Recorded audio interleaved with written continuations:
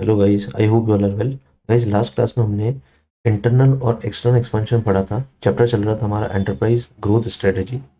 आज हम उसी चैप्टर को आगे कंटिन्यू करते हैं। पार्ट सेकंड में कुछ और नई चीज़ें पढ़ेंगे। देखो, इंटरनल एक्सपेंशन का मतलब होता है कि हम अपनी ही प्रोडक्टिव कैपेसिटी को बढ़ाएं और या फिर अपने नए प्रोडक्ट्स बनाएं। और एक्सटर्नल एक्सपेंशन मतलब होता है हम बाहर से किसी और बिजनेस को हमारे साथ में कंबाइन करें, या हम बाहर किसी और हमारे बिजनेस को बढ़ाने के लिए किसी और को हायर करें या किसी और को साथ हम बिजनेस करें। तो दैट इज एक्सटर्नल एक्सपेंशन। ठीक है। तो अब देखो, एक्सटर्नल एक्सपेंशन में सबसे पहला है फ्रेंचाइजिंग। जो हमारे सिलेबस में है वो है फ्रेंचाइजिंग। ठीक है। फ्रेंचाइजिंग वैसे हम आज के टाइम में हम सब लोग समझते हैं फ्रेंचाइजिंग क्या होती है, just because we know the example of McDonald's. ठीक है। तो ये जो फ्रेंचाइजिंग मोड है मैकडोनल्ड्स का, ये फ्रेंचाइजिंग मोड जो है, ये फ्रेंचाइजिंग मोड आज की तारीख में सबसे कॉमन है। ठीक है। तो हम ये सब समझते हैं फ्रेंचाइजिंग क्या होता है। तो देखते हैं सबसे पहले हाउ स्टार्टेड फ्रेंचाइजिंग सिस्टम, आया कहाँ से। फ्रेंचाइजिंग सिस्टम की केस स्टडी है। Franchising began from in the 1850s when the Isaac Singer invented the sewing machine in order to distribute his machines outside of his geographical area and and also provide training to customers. Singer began selling licences to entrepreneurs in different parts of the country. देखो, Singer जो सिलाई machine आती है singer की, वहां से उन्होंने swing machine का जो बिजनेस है, उस बिजनेस में 1850 में ही उन्होंने फ्रेंचाइजिंग सिस्टम स्टार्ट कर दिया था। और उन्होंने क्या किया था, अपने ज्योग्राफिकल एरिया से बाहर के जो कस्टमर्स हैं उनको ग्रैब करने के लिए उनको ग्रैब करने के लिए फ्रेंचाइजिंग सिस्टम स्टार्ट किया। और फ्रेंचाइजिंग सिस्टम से उन्होंने क्या किया, डिफरेंट डिफरेंट एंटरप्रेन्योर्स को अपनी कंपनी के लाइसेंसेस दिए, मतलब अपना माल बेचने के लिए, अपने गुड्स को बेचने के लिए लाइसेंसेस प्रोवाइड किए। ठीक है। ये स्टडी नंबर 2 है।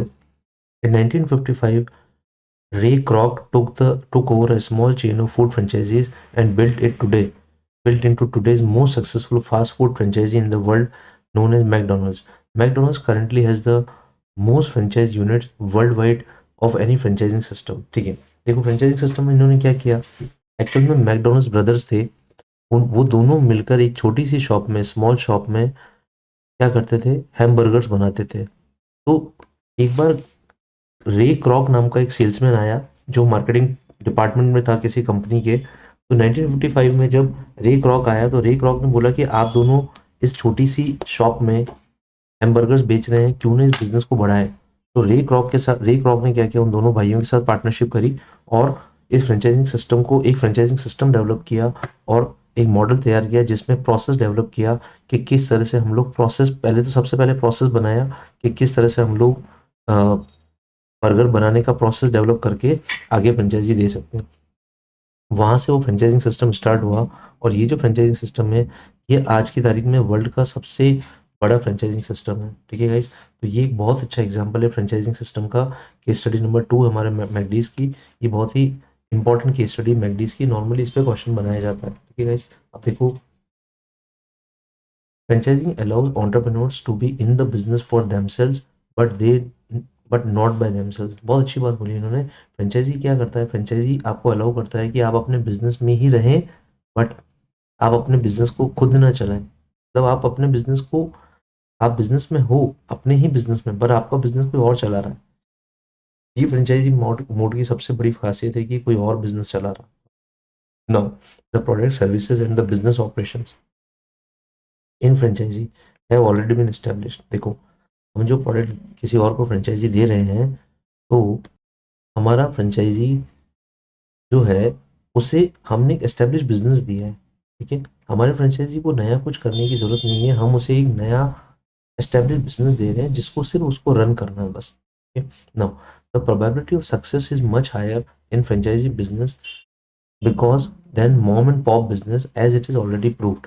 देखो, फ्रेंचाइजी बिजनेस एक प्रूवन बिजनेस है। प्रूवन बिजनेस मतलब आप अगर अपने बिजनेस की फ्रेंचाइजी किसी और को दे रहे हो, तो आपका बिजनेस फ्रेंचाइजी एस्टेब्लिश्ड है, आपका प्रोडक्ट बना हुआ, आपका प्रोडक्ट का प्रोसेस डेवलप्ड है, सब कुछ डेवलप्ड है।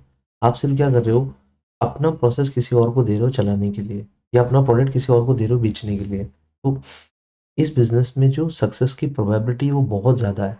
ठीक है। तो फ्रेंचाइजी बिजनेस से सक्सेस की प्रोबेबिलिटी ज़्यादा है, न कि मॉम एंड पॉप बिजनेस में। मॉम एंड पॉप बिजनेस का मतलब है, एक एक ऐसा बच्चा है जो नया बिजनेस करना चाहता है, बट अगर उसके उसके फादर की शॉप को संभालेगा वो, तो उसे उसकी फादर की शॉप के अलावा ज़्यादा बिजनेस को एक्सपांड नहीं कर पाएगा। ठीक है, या जो उसका जो फैमिली बिजनेस है, अगर वो उसके फैमिली बिजनेस को संभालेगा तो फैमिली बिजनेस को ज़्यादा एक्सपेंड नहीं कर पाएगा। बट अगर यही उसने किसी की फ्रेंचाइजी ले ली, तो उसको बिजनेस अपॉर्चुनिटी इस्टेब्लिश मिलेगी और साथ में बिजनेस करने का ज़्यादा बेटर एक्सपीरियंस मिलेगा, ज़्यादा बेटर बिजनेस फैला पाएगा। ठीक है, franchising is an arrangement where by the manufacturer और the sole distributor of the trademark products and services gives exclusive right to local distribution to independent retailers in return for their payment of royalties and conformance to the standardized operating procedures। देखो क्या बोला है, franchising ऐसा arrangement है जिसमें एक company या एक व्यक्ति जो ऑलरेडी बिजनेस चला रहा है, उसका प्रोडक्ट प्रूव्ड है, बाजार में उसका प्रोडक्ट वैसे भी एस्टेब्लिश्ड है, देखिए वो क्या करता है, अपने प्रोडक्ट बेचने के लिए किसी को एक्सक्लूसिव राइट दे देता है, या अपने बिजनेस को चलाने के लिए एक्सक्लूसिव राइट दे देता है। वो एक्सक्लूसिव राइट जिसको मिलता है वो आगे बिजनेस को चलाता है और उसके रिटर्न में रॉयल्टी पे करता है। ठीक है, रॉयल्टी मिलती है, जिसने फ्रेंचाइजी दी है फ्रेंचाइजर को रॉयल्टी मिलती है, और फ्रेंचाइजी को कमीशन मिलता है या उसको कुछ मार्जिन मिलता है बिजनेस का। और जो बिजनेस चलाया जाता है वो एक ऑपरेटिंग प्रोसीजर के थ्रू चलाया जाता है, एक स्टैंडर्डाइज ऑपरेटिंग प्रोसीजर बना हुआ है। स्टैंडर्डाइज ऑपरेटिंग प्रोसीजर के थ्रू बिजनेस चलाया जाता है, क्योंकि फ्रेंचाइजर को हर एक बिजनेस को सेम तरह का ऑपरेटिंग प्रोसीजर देना पड़ता है, तो ऑपरेटिंग प्रोसीजर एकदम स्टैंडर्डाइज्ड है, तभी उसका प्रोडक्ट सेम पूरे वर्ल्ड में सेम होगा। जैसे मैकडी का जो बर्गर है, मैकडी का बर्गर बनाने का जो प्रोसीजर है वो पूरे वर्ल्ड में सेम है। कोई नए तरह से मैकडी का बर्गर कोई नहीं बना सकता, वो प्रोसीजर ऑलरेडी एस्टेब्लिश्ड है। ठीक है, नो। अब बोला है franchisor, the person offering the franchise is known as franchisor and the person who is taking the franchise is known as franchise.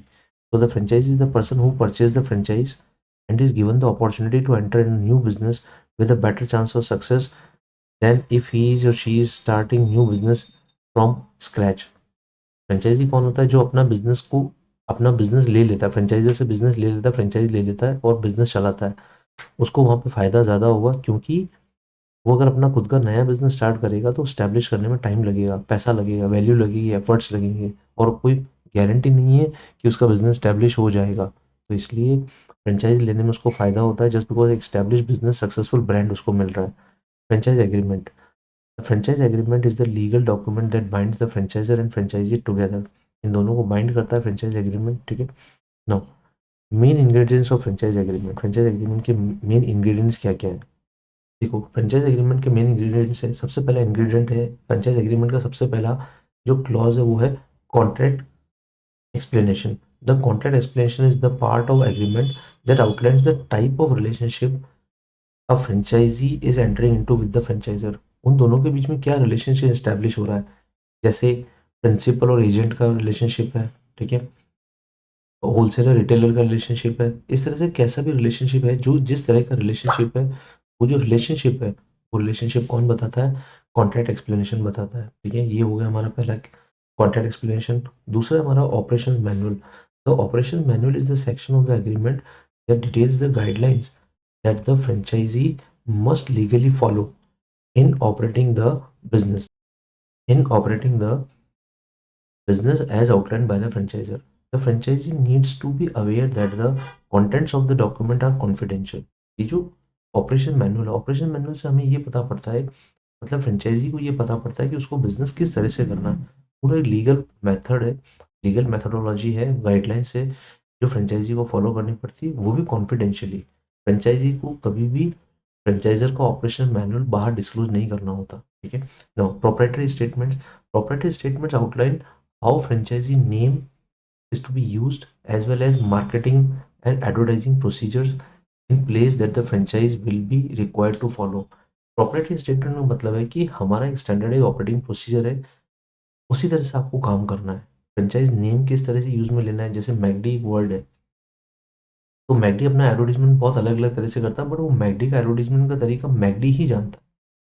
Franchise को उसको फॉलो करना है कि किस तरह से मैकडी ने एडवर्टीजमेंट के लिए बोला है, उसी तरह से एडवर्टीजमेंट करना है। ठीक है, फ्रेंचाइज नेम को किस तरह से यूज में लेना है, मार्केटिंग प्रोसीजर्स क्या होंगे, एडवर्टाइजिंग प्रोसीजर्स क्या होंगे, ये सब फ्रेंचाइजी किसके हिसाब से चलेगा, फ्रेंचाइजर के हिसाब से, जो फ्रेंचाइजर ने बताया है। ठीक है, on site maintenance, ongoing site maintenance is another item that is outlined in the agreement. Included are the types and timeframes regarding various maintenance items and upgrades that must be made to the franchise location. देखो, ये onsite maintenance क्या? Onsite maintenance का मतलब है कि franchisor की condition होती है कि हर थोड़े दिन में या हर कुछ दिनों में साइट मेंटेनेंस किया जाए। ठीक है, साइट मेंटेनेंस मतलब किस तरह से जो बिजनेस साइट है उसको मेंटेन किया जाएगा। ठीक है, तो included are the types and time frames. किस तरह से टाइप्स हो गया, और टाइम फ्रेम्स मतलब कितने समय में मेंटेनेंस करना पड़ेगा। Maintenance items and upgrades, upgrade बहुत सारी चीज़ों के होंगे, जैसे नॉर्मली लोकेशन के अपग्रेड्स होंगे। जो पहले हमारा फर्नीचर था वो फर्नीचर बदलना हो सकता है। ठीक है, डिज़ाइन बदलना हो सकता है। ठीक है, साथ ही साथ लोकेशन बदलना भी हो सकता है। सॉफ्टवेयर बदलना, सॉफ्टवेयर अपडेट करना, अपग्रेड करना भी हो सकता है। ये सब ऑन साइट मेंटेनेंस का पार्ट है। तो ये हमारे 4 एग्रीमेंट्स है दोस्तों, ये फ्रेंचाइज एग्रीमेंट के। ठीक है, ये चारों ही एग्रीमेंट का पार्ट है, मतलब चारों ही एग्रीमेंट के मेन इंग्रेडिएंट्स है। Contract explanation, operation manual, proprietary statement and ongoing site maintenance. ठीक है guys? तो इनको याद करने का एक सिंपल सा तरीका है, COPO, कोपो। अब आप कोपो को याद रखें, अगर आपको कोपो याद रहेगा तो आप आराम से लिख पाएंगे। कोपो का मतलब है, सी मने कॉन्ट्रैक्ट एक्सप्लेनेशन, ओ मने ऑपरेशन मैनुअल, पी मने प्रोप्राइटरी स्टेटमेंट और ओ मने ऑनगोइंग साइट मेंटेनेंस। कोपो एग्जाम में याद करने का तरीका, क्योंकि फ्रेंचाइज एग्रीमेंट पे हर बार क्वेश्चन आता है दोस्तों, बहुत इंपॉर्टेंट है। फ्रेंचाइज एग्रीमेंट हर बार क्वेश्चन देता है, तो याद करने का तरीका क्या है? कोपो, contract explanation, operation manual, property statement और ongoing state maintenance, site maintenance. ये गाइस, तो यहाँ पे हमने फ्रेंचाइज की डिटेल पढ़ ली। अब हम नेक्स्ट वाला पार्ट पढ़ते हैं, बाय फ्रेंचाइजिंग। फ्रेंचाइजिंग क्यों, मतलब क्यों इस सिस्टम को डेवलप, ये सिस्टम हमारे लिए इंपॉर्टेंट क्यों है, ये फ्रेंचाइज एग्रीमेंट इतना क्यों चलता है? Franchising is a powerful ideal way to expand the business. ठीक है, एक कंपनी के लिए एक सबसे बढ़िया आइडल वे है अपने बिजनेस को एक्सपेंड करने का। For a company which does not have any capital, man power, time to build the network. देखो, कंपनी अपने खुद की कंपनी ओन्ड आउटलेट लगाएगी तो टाइम लगेगा। कंपनी क्या कहती है, हम अपने खुद के आउटलेट्स लगाएं, हम अपने खुद के आउटलेट्स में पैसा लगाएं, मनी लगाएं। ठीक है, एफर्ट्स लगाएं खुद के आउटलेट्स को डेवलप करने के लिए। और खुद के आउटलेट्स को डेवलप करने के लिए कैपिटल तो चाहिए, मनी चाहिए, एफर्ट्स चाहिए, और सबसे इंपॉर्टेंट है टाइम। किसी भी आउटलेट को लगाने में टाइम लगता है, तो कंपनी क्या सोचती है, अगर हम ये सब करें, इससे बढ़िया दे काम करते हैं हम लोग, हमारी फ्रेंचाइजी किसी आउटसाइड पार्टी को दे देते हैं। ठीक है, पैसा कौन लगाएगा? आउटसाइड पार्टी फ्रेंचाइजी लगाएगा। ठीक है, एफर्ट्स को चलाने के एफर्ट्स भी वो लगाएगा। ठीक है, टाइम को डिवोट करेगा, हमें कुछ नहीं करना, ये हमें सिर्फ हमारी फ्रेंचाइजी देनी है, ये अपना ब्रांड नेम यूज लेने के लिए देना है उसको। तो इससे क्या होगा, वो जल्दी से एस्टेब्लिश हो पाएगा, मतलब कंपनी का एक्सपांशन अपने खुद के नाम से बहुत जल्दी हो पाएगा। ठीक है, Dabur is not first big establish brand that has taken up the franchisee for expansion.